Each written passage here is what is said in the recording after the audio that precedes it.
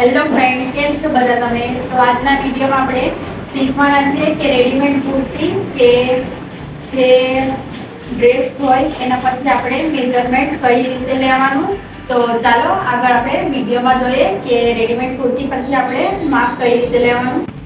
તો ચાલો ફ્રેન્ડ, આપણે એક રેડીમેડ કુર્તી લઈ લીધી છે. હવે આપણે સૌથી પહેલા સાનો માપ લેવાનો. તો સૌથી પહેલા આપણે એની લંબાઈ લેવાની. તો લંબાઈ કઈ રીતે લેવાની?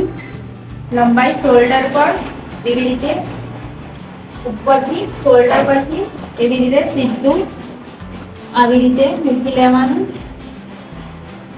તો મારી કુર્તીની લંબાઈ છે 37.5 જેટલી છે.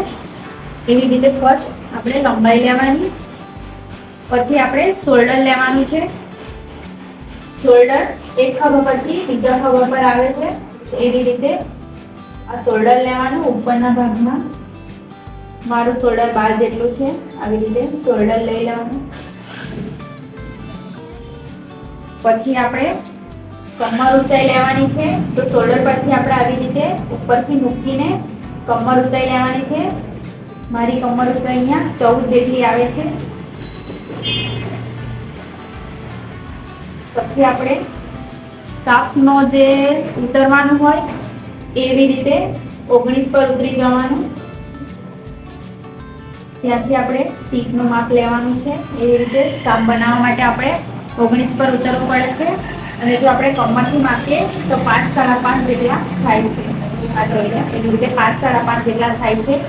અને આપણે ડાયરેક્ટથી જો ઉતરવાનું હોય એવી રીતે તો આપણે 19 જેટલા આવે છે. 19 થી 19.5 જેટલા.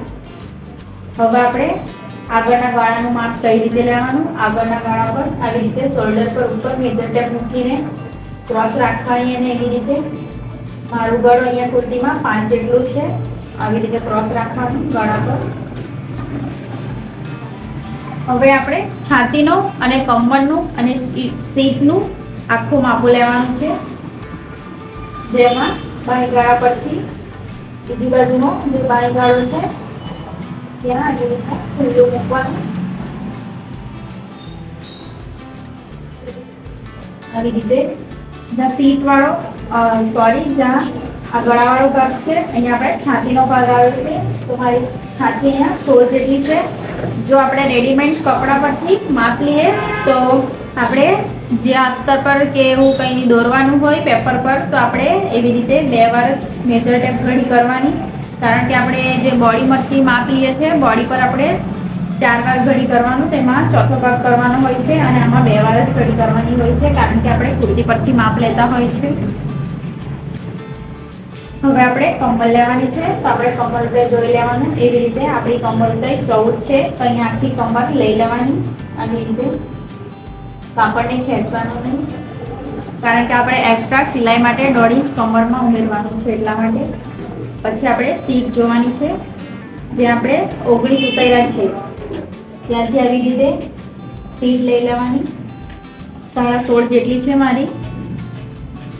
સીટના કમરનો અને છાતીનો આપણે અહીંયા બીજો ભાગ જ કરવાનો છે. ચોથો ભાગ નથી કરવાનો. કુર્તી પરથી માપ લઈએ તો બોડીનું માપ લઈએ તો આપણે ચોથો ભાગ કરવાનો હોય છે. હવે આપણે બાય ગાળો જોવાનો છે. એવી રીતે આ બાય ગાળો છે આપણો. એવી રીતે બાય ગાળો લેવાનો. આપણો બાય ગાળો છે. હવે આ પાછળનું ગળું, આગળનું ગળું કેવી રીતે લઈ તેવી રીતે પાછળનું ગળું પણ લેવાનું. તો કુર્તીમાં આટલો માપ લેવાનો હોય છે.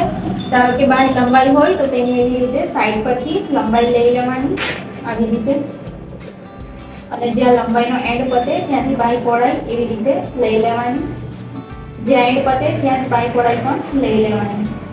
એટલું રેડીમેડ કુર્તીમાં માપ લેવાનું હોય છે.